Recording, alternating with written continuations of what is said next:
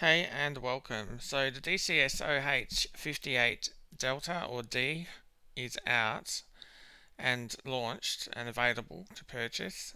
What I wanted to mention to you was if you're having trouble and you're using the standard Thrustmaster pedals, you can go to the Thrustmaster website, you click on the technical support website and put in the word pedals for your pedals. You can almost see it from the image. Click on the image and then you can go down through the utilities section and it has advanced calibration software. So go and download the advanced calibration software and it should look a little bit like this. So you have this advanced calibration software.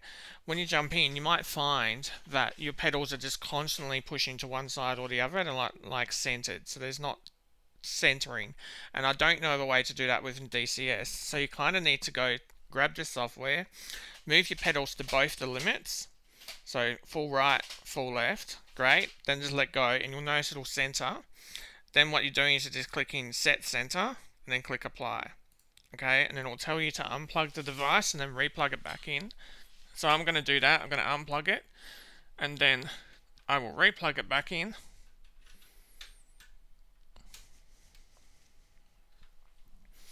I actually unplugged the wrong thing this time, but we're going to get it right. Okay, so we plugged it in now, and so we've recentered it. And so now we've done that process. We can go back through to the game. We go and click fly again. How cool is this image? This image is great.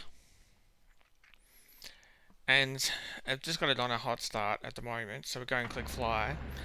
So you get into your aircraft and we'll just go into adjust controls. So you're clicking OH-54D pilot in the top left, go through to access commands, and what I've set up basically is just your pitch, so your joystick Y, so forwards and backwards, and then your roll X, left and right, joy X, and then you've got your collective. So I've just got the Thrustmaster HOTUS Warthog, and with that I've got this set to joy RZ. So if we go in and we have a look to access tune, you can see our set's no dead zone to it.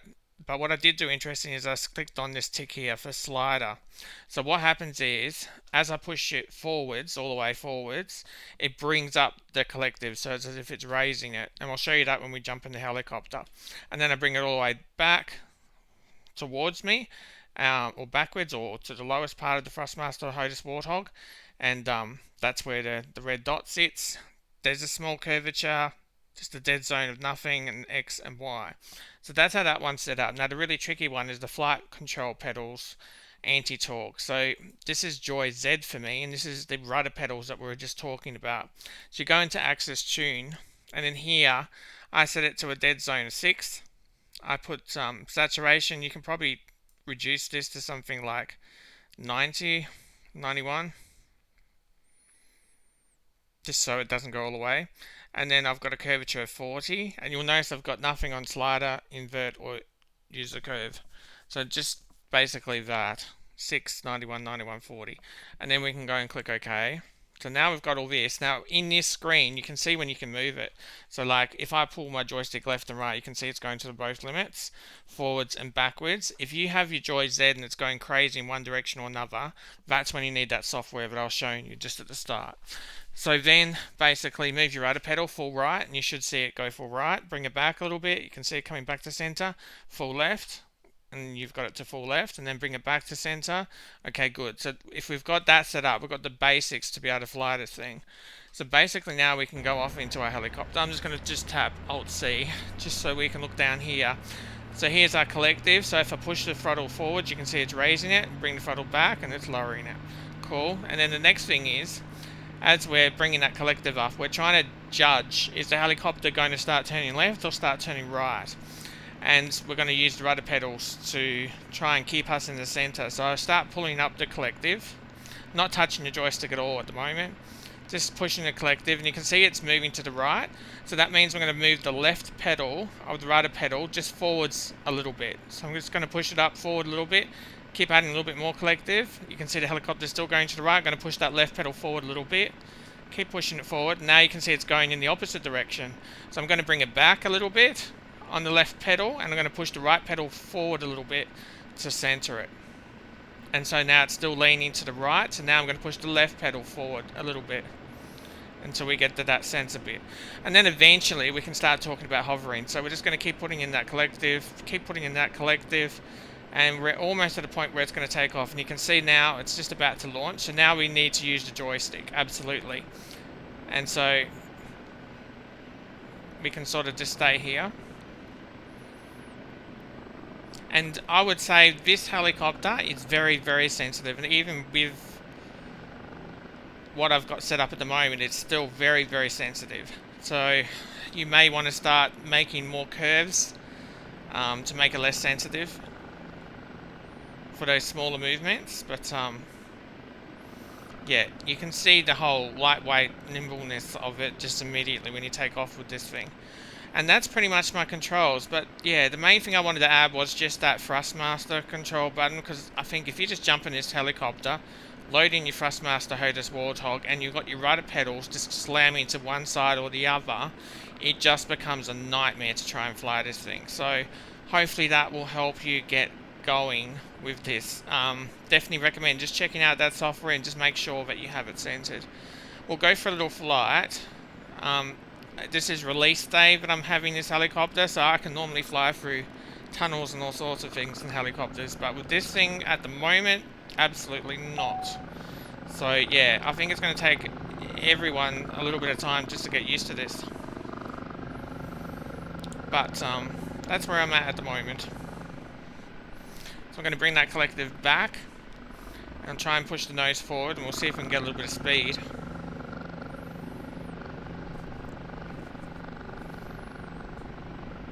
Going about 62, 64 at the moment. I heard that it's got a max speed of around about 110. It'll move along at about 110 pretty comfortably. So it's relatively slow.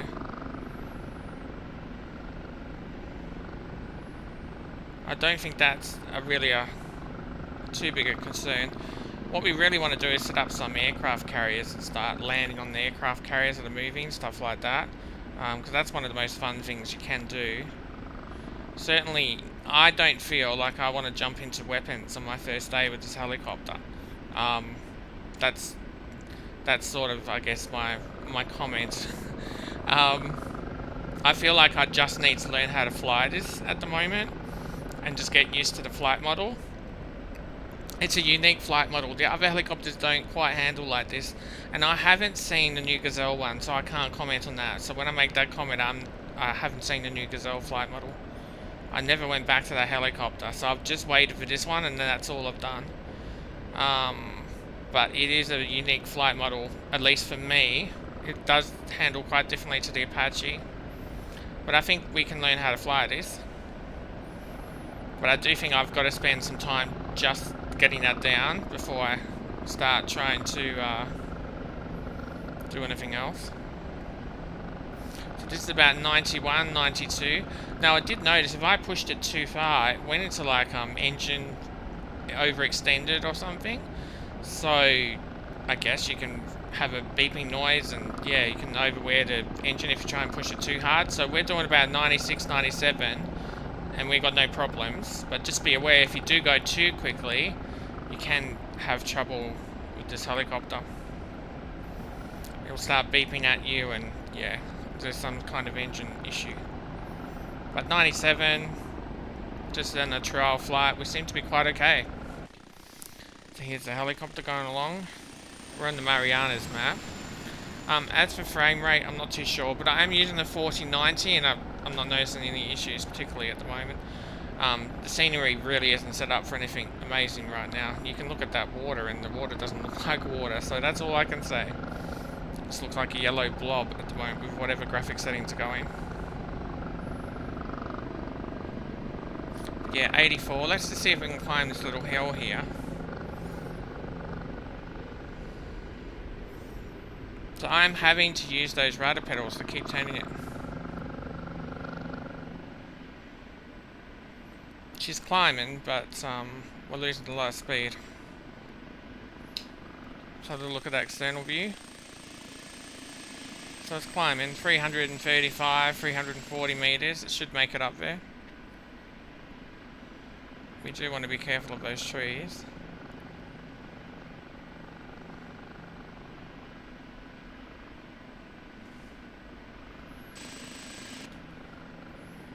Sometimes you can get to a point where you can just take your feet off the rudder pedals, but I don't feel like that's very common with this helicopter for some reason. I feel like even with it centered and everything, I feel like I very much have to have my feet on the pedals the whole time.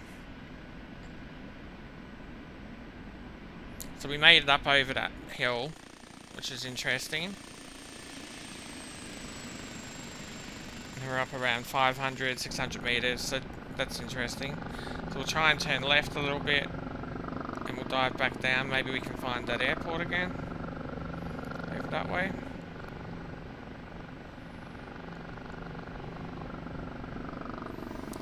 We don't want to keep climbing, so I'm going to bring that collector back, and just push the nose down. Got to give it a little bit of right pedal there.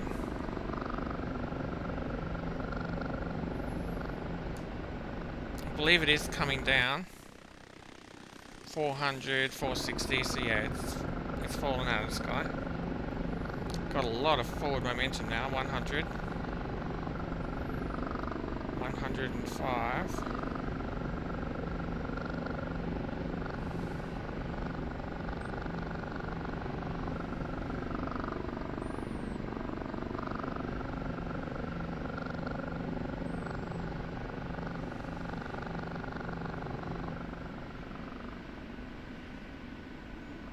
Just trading that speed for a little bit of altitude.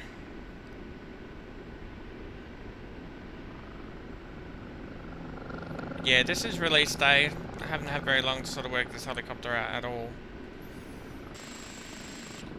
But I don't feel like I want to try and use weapons just yet.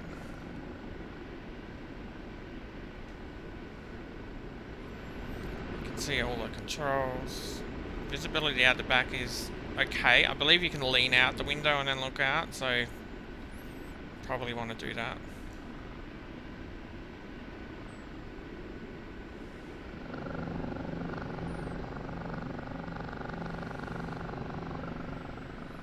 Speed's about 47. Just keep bringing our collective back if we can. Get that speed down.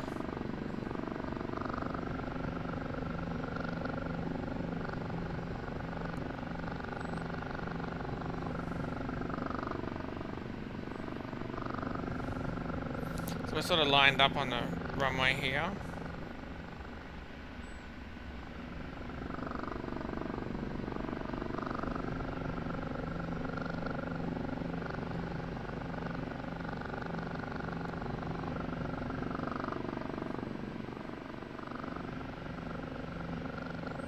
Really having to use those rudder pedals.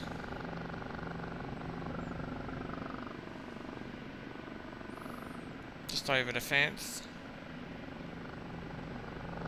And it's got no wheels or anything like that, so it's pretty much just, if it hits the ground, it's going to kind of skid, isn't it? So I'm happy if we just land anywhere on this runway.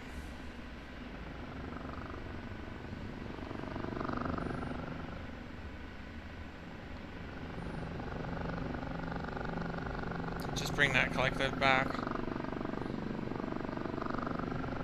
It does seem tricky to sort of catch it right at the point of hitting the ground and then just hover. It does seem tricky. So like I'm giving it a lot of left rudder now and a lot of throttle suddenly just as I got to that end point to stop it from actually tapping the ground. And now we're okay, we can just land. What I'm not happy with is it's spinning around. So let's just take off. Try and get into some kind of hover.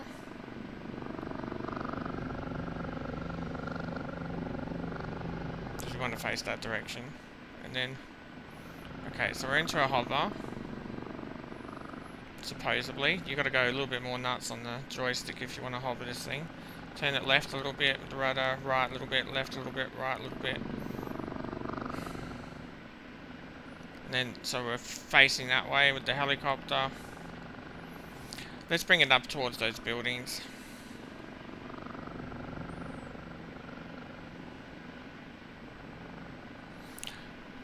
It's a real helicopter. Like, this is not a game. This is, when you get to this point, you start realizing, oh, okay, they wanted to make a sim here.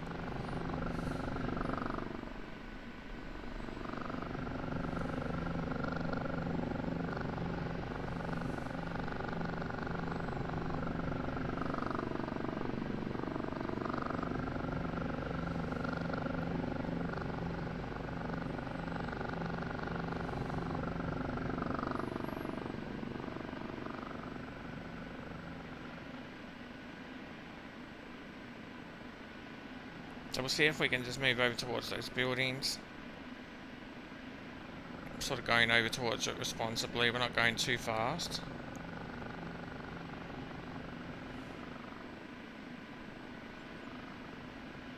Gee, do you have to, when you get to these low speeds, you really start having to use those pedals like crazy. And it's still very sensitive for me. The joystick, you really have to be quite active with it. That's all I could say about that.